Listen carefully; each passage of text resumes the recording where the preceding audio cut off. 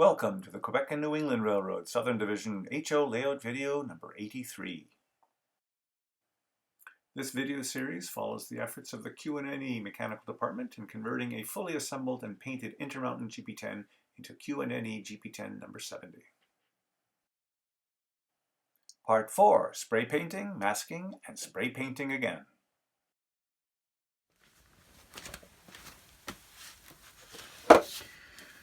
Well, here we are with our painting equipment. It's hard to believe that it's been almost 4 years since I last used this stuff to paint, I guess it was the -8-40Bs that were last put into service. So I thought I'd walk you through what I use, since I have to take it out of storage here and bring it out to the garage, which is my de facto paint shop, since I don't have a place to paint inside the house. So I do use a tank. This is a 100 psi maximum pressure tank. Strange, it's made by Hyundai, the same people that make those wonderful cars. And I've got a Campbell House-filled compressor that provides air to the tank. I usually charge it up to about 80%, in other words 80 psi, and I find that that lasts quite a long time, and I can paint several models before having to recharge, and it makes for a quieter painting session. So the compressor only runs the beginning, charges it up, and then I put it aside. Connected to the tank is a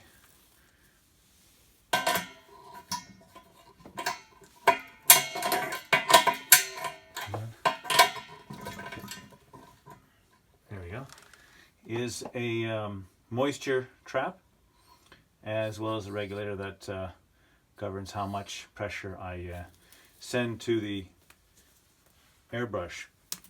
I usually use about 20 psi, and my airbrush here is a very old, I'd say it's probably something on the order of 40 years old, the Badger number 200. I still have the box, the original box. Interesting story about this Badger airbrush is that when I first bought it, I was a teenager and I used it a little bit. Actually painted up quite a number of CP rail locomotives with the old AccuPaint. Some of you may remember that. And then it went into storage for about 35 years. And when I took it out to start using it again for the Quebec and New England fleet, naturally it wasn't working.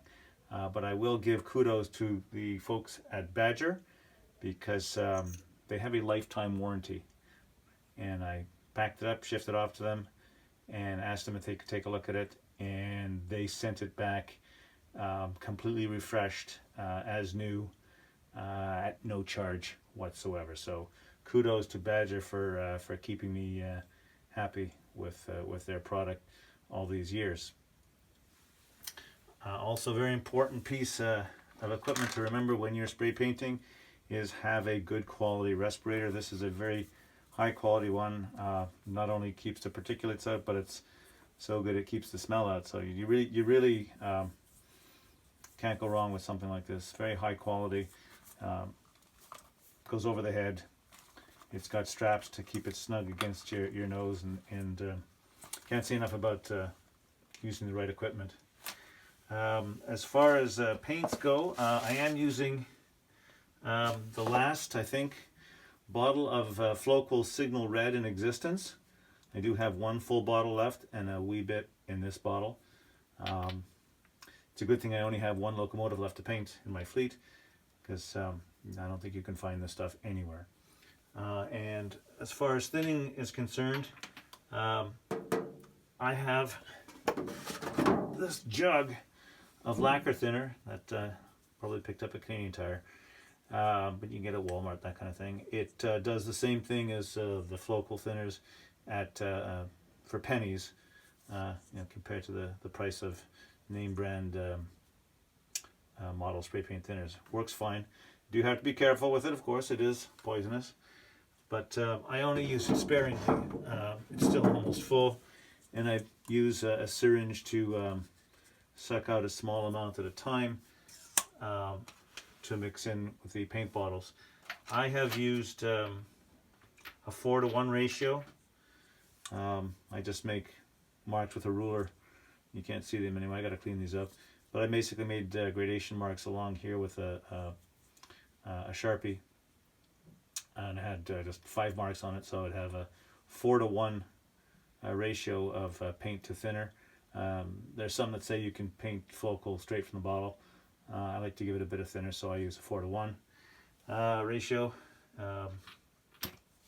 That's for the red. When I need to paint black, since it's just the running boards and the bottom of the hoods, I just use the Testors rattle cans for the flat black. I do give the models a coat of gloss before I put on the decals, and then once I'm done, I come along with a coat of dull coat to cover it all up. Other safety points to remember: use your latex gloves, or if you're latex intolerant, there are other gloves out there that you can get so that you don't get full of paint. What I use to hold my models when I'm painting is basically your paper towel roll center. It's cardboard, of course. Just fold it flat and insert it inside the hood of your model, and it's a great handle to spray with, and you generally don't get anything on your hands. It's long enough to stay at a distance.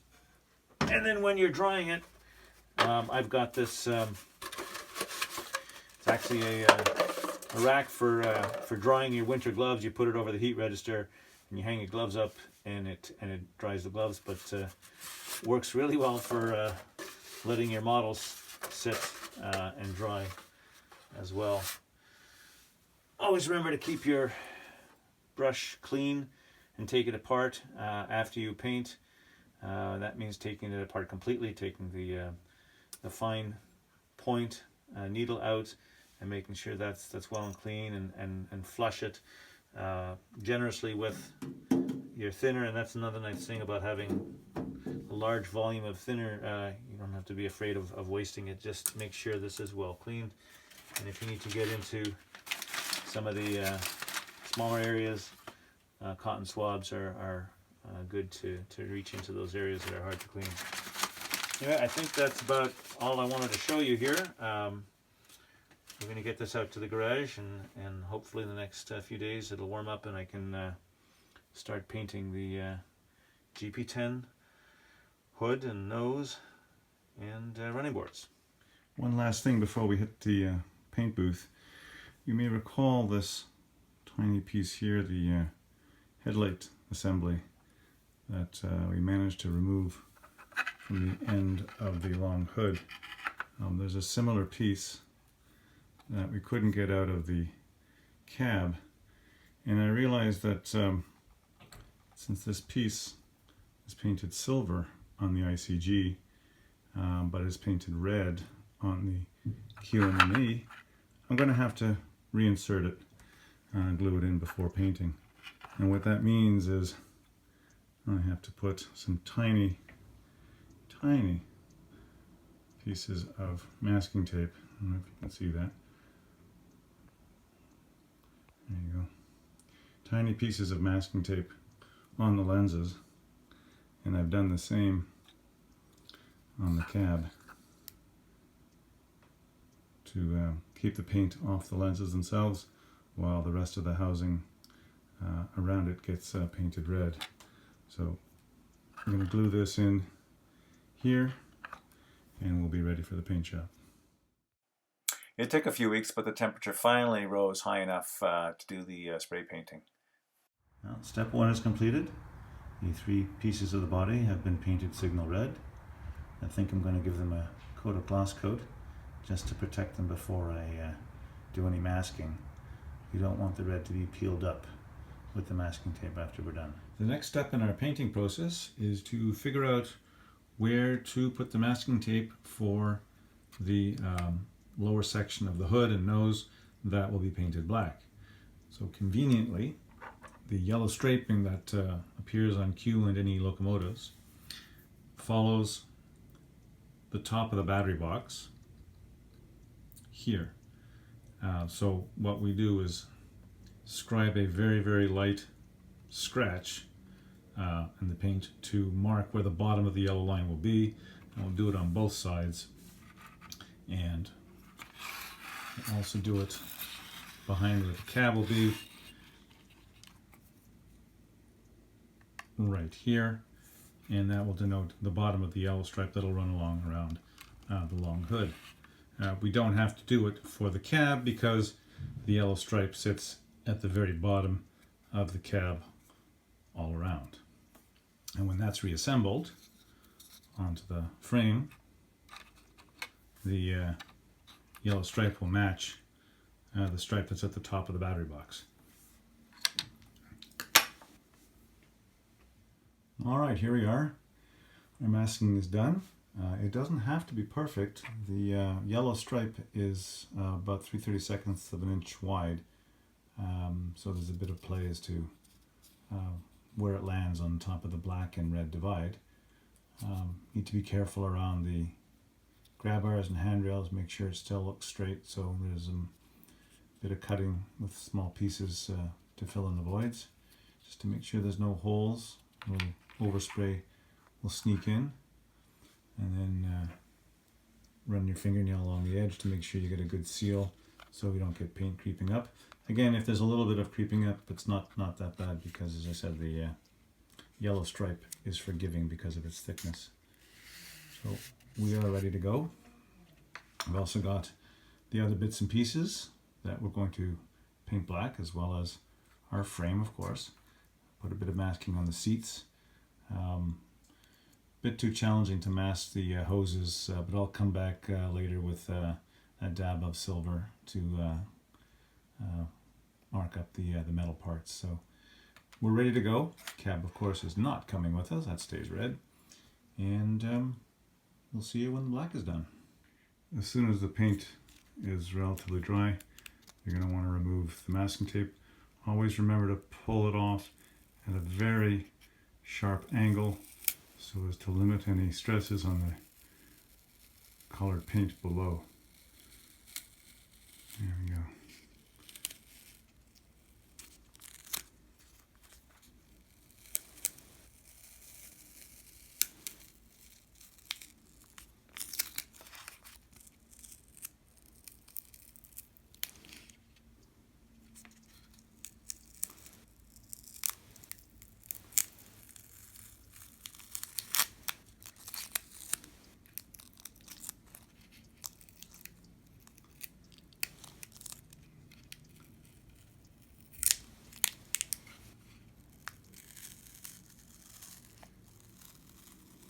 Comes.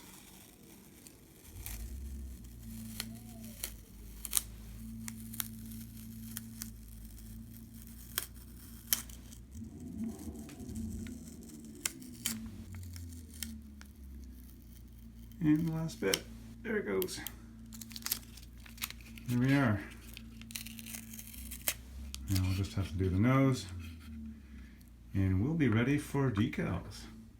How about that? Well, here we are. Painting is now complete. We're ready to move on to our next phase, which is putting on the decals. We've only had one minor casualty here. The two of the three seats popped off here and here when the masking tape came off, but it's no real harm. A dab of glue and those will be back in place. So, ready to go with decals. Here's a look at the locomotive semi-reassembled.